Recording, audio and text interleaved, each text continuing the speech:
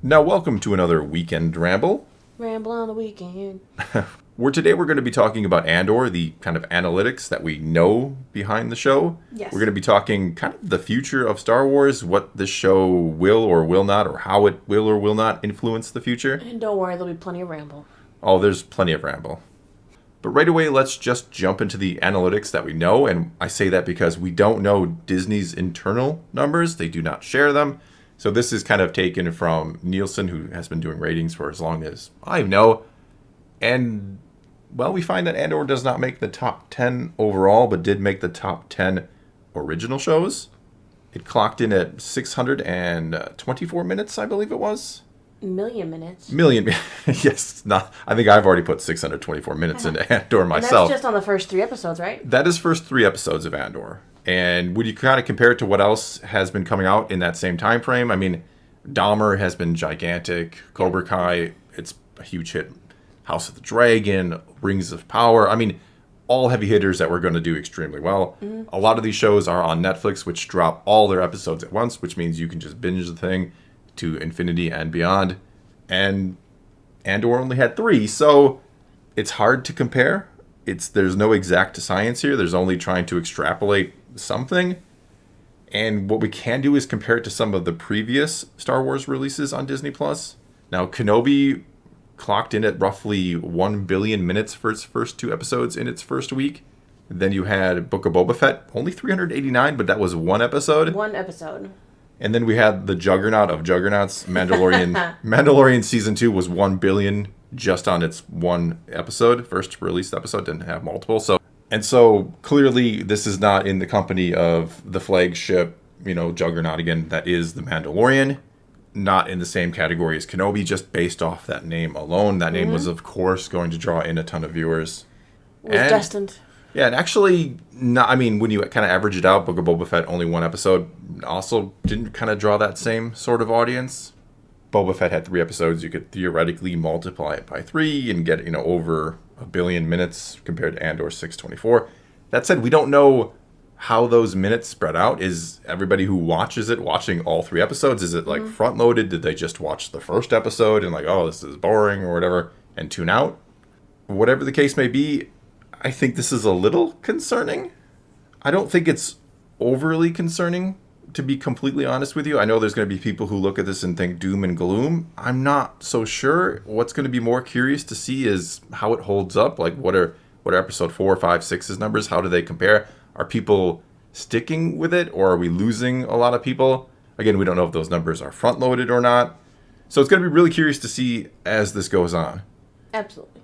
So I don't think, like I said, I don't think doom and gloom, but I also don't think extremely positive at the same time. Somewhere in the middle. Somewhere crossing my fingers hoping that this is going to end up being a hit and something that Disney wants to embrace further. Yeah, they're only on the list once. They're not dominating, which is kind of hilarious to me because Netflix, you keep hearing that Netflix is struggling. Netflix is struggling about, maintaining and keeping viewers and getting good licenses.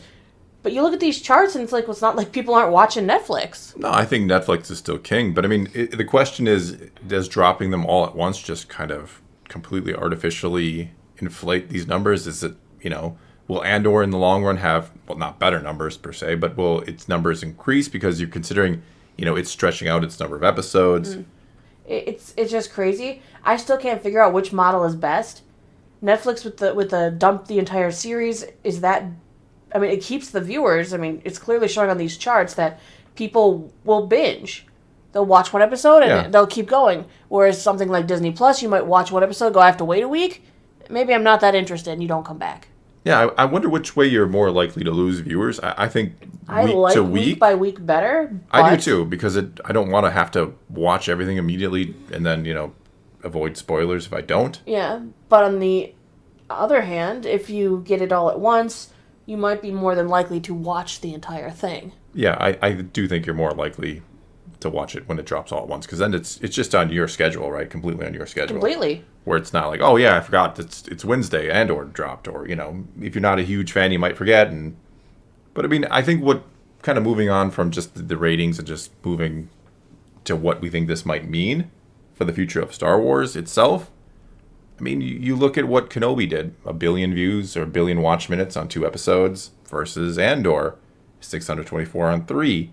Do they look at the bean counters, if you will, the number crunchers at Disney, those who just look at the sheer analytics, who are only looking at dollars and cents and numbers?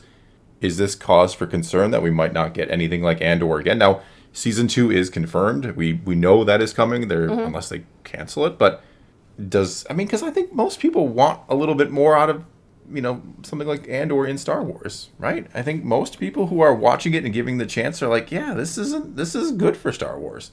And I agree. As I keep saying, it doesn't mean every show needs to be Andor. It doesn't need to be dark and gritty like this, but it's nice to have well thought out is all. Yeah, I mean, I wish more of these shows were like Andor in terms of just the quality of writing, the thought put into it. We've discussed it a lot. And Mandalorian echoes a lot of those same things where you can tell it's very thought out and it's well done. It's just a very different style than Andor. I mean, if you're asking me which one is better written, I mean, I think Mando can be more entertaining in certain ways because it is, it's kind of that episode of the week kind of deal. Right, it's more the traditional Star Wars. It feels very much more like traditional. It's excellent. I'm not going to criticize it at all by saying this, or meant to.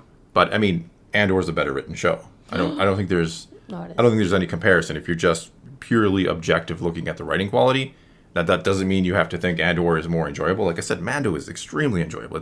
It is well written. It's a good show, but Andor's on another level. It's like they even said in the show, in the stuff, they want different genres within Disney. Andor is a spy thriller. It is meant to be that deep thinking. It's closer in comparison to watching something like, what is it, the Da Vinci Code movies. Wow. Where you're like, okay, there's some deep things going on here, but everything is connected and everything works, and it's meant to be that way for audiences who enjoy that type of stuff. Everyone has their own preferences. There's Mandalorian, who has the very traditional Star Wars feel, the episode of the week. Then you move on to something like Andor, which has an entirely different feel. And maybe that's a good thing. No, I think it's a great thing. Give some more diversity into the genres that Star Wars can hold. I've said before, one of the main reasons for the success of the MCU is the different genres within the comics. You have these like subgenres within the comics genre, if you want to call it that. Space operas, buddy cops, heist movies. Yeah, the problem with Marvel is you still have that same formula. You still have the hero kind of fights the villain, and a part of me kind of understands what She-Hulk was. No spoilers, but what She-Hulk was going for there at the end. Like I get it. It just didn't work. Mm-hmm. That said, like Star Wars doesn't have to necessarily be holding themselves to this kind of formula of, and it's great when it does, right? It's great when it's heroes versus villains and evil and good and all. Yes, that's great when it does that, but I don't feel it has to be holding itself the same way Marvel does. Star Wars can feel, it can be something different and still feel like Star Wars. Whereas if Marvel tried to just give you the the daily life of an average person on planet Earth in the MCU, you'd be like, well, what's the point? This could be literally any show. I agree. Whereas this still feels like Star Wars. Yes, it doesn't have a lot of the hallmarks of Star Wars, a lot of the things you're used to seeing with lightsabers and Jedis, but it still feels like I'm in the Star Wars universe. It's a different story in that universe. I mean, they could once again benefit from a few more aliens. I mean, absolutely, yeah. That's the biggest disappointment. Aliens are kind of background. They still keep aliens in the background, and they could very easily use them as protagonists. They need to. I hope Ahsoka is the start of I hope Ahsoka does. I mean, I obviously hope Ahsoka does really well. I hope it's a really good show. But I hope Ahsoka can kind of break the mold and be like, look, we can have alien main characters. It can work. It can be fine. Yeah, right now in the Disney era, the only alien main characters you've got are Ahsoka and Grogu. Yeah, Grogu and he's not really a character. He's kind of a side piece. He's a plot device. I mean, he's great. I love him, but he's a plot device. Yeah. So he's the cute object that makes Mando more relatable. Yeah, you learn about Mando through Grogu. He is absolutely. Yeah, he's kind of his face, you could even say. I'm sorry, but it's true. Taking off Mando's helmet and there's Grogu's head. He's the face. I didn't mean literally. It was more but you know what I mean. He's the icebreaker. Yes, he is how you interpret Mando through, because you cannot. Most of the time, we can't see Din Djarin's face, so we have to. We extrapolate through what he's doing with Grogu and what. Anyway, whole other topic, right? That's what we do, though. I know, we just go off. I mean, if it wasn't for your editing, I don't know how long these videos would be. Mm-hmm. Now we don't edit out too much, honestly, but sometimes we go out on tangents that get eliminated. But no, I do hope that Disney doesn't look at this and say, oh, well, we tried something different, didn't work, back to the Obi-Wan Kenobi formula. But they also really have to look at the audience response. I see a lot of YouTube videos praising this, and they're coming up in the feed, Andor does this, Andor does that. I see a lot of positive talk. I don't hear a lot of people who are still talking bad about Andor, honestly. No, I mean, again, I don't watch a ton of Star Wars videos. I don't watch other people review Andor. It's just my thing. I don't do it. That said, in my feeds, what I get from talking to other people, I talk to a lot of people about Star Wars and what they tell me about what others are saying. And, I don't see a lot of YouTubers really going after Andor. Now, that could be because they have other targets. Rings of Power and She-Hulk, of course, are targets for the more negative side of YouTube, and right? Don't worry, I have one more She-Hulk video in me. I do. I don't know how. We've talked about it. But my point is, like, I think if you tried to just make hate video after hate video on Andor, you're not going to have an audience. I don't think there's... The people who don't like Andor are either the people who don't like Disney Star Wars anymore, which, if that's you and you're watching this, well, thanks for watching. And that's fine. I get not liking Disney Star Wars. I get if you have valid jumped concerns. off... Yeah, if you've jumped off the train a while ago, that's fine. But I don't think just railing on it would get you any viewership. Because people would go, well, yeah, I mean, I don't like it. It's boring or it's slow or whatever whatever your issue is. But again, kind of like we talked about yesterday, it's not that it's not a well-made show. Right. It's not that it conflicts with the canon. I'm not watching it and going, oh, God, they've ruined this other part of the story. No, everything in here is pretty airtight. And so there is no backlash to it as far as, again, that I can see. I hope Disney would look at that and say, well, we're not getting a very negative reaction. That must mean something. Right. Even if they're going, well, we're not getting the viewership numbers, they'll go, well, maybe it's because the character isn't super well known. Maybe they go, oh, well, we can take this formula, take the things that are working with Andor and just apply it to the more of the upcoming products we have. Yes. Yeah. Kind of apply the same care to your legacy characters. Stop just throwing them out there and doing whatever with them. Right. Like, give a little more thought to your legacy characters. They're the backbone of your franchise. If Kenobi and Boba Fett would have had half the attention to detail that Andor has, they would have been good shows. They would have been runaway hits, and Star Wars right now, everybody would be talking about, oh my God, Star Wars has been on such a roll since the sequels. They needed, I said it before, like, they needed to nail Kenobi of all the shows. Had they nailed that, had it been, like, fantastic, and look, again, it would have set up Andor better, too. It could have set up everything better. We would be in a much better place. We could be like, okay, they failed with the sequels in the eyes of most fans or a lot of fans, whatever. But at least now they're getting on track. And unfortunately, we had the Mando Season 2. We've had some really good things. And then you give us Book of Boba Fett and Kenobi. Right. And if those two would have been really good shows, people probably would have been more amped to, I believe, give Andor a chance. Yes. I do think Kenobi, because of Obi-Wan. Yes, I do think Obi-Wan derailed it for a lot of people jumped off the train because of Obi-Wan. Which, again, doesn't mean you can't like it. That's not what we're talking about. We're talking about just kind of the general feeling. The general reaction to it from the fan base was not, extremely positive like it has been with, say, Mando. Right. And like it has been, I think, with Andor.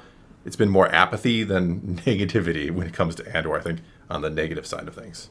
All right, well, that is all we got for you this time, so do take to the comments below and tell me what you think about Andor. Are you enjoying it? Do you want to see this approach adopted, in the future with other shows? Is this not getting watched? Are you worried about how Disney is going to interpret the viewership and all of this stuff? Whatever the case may be, leave your comments below. Let's talk some Star Wars, and until next time, thanks for watching.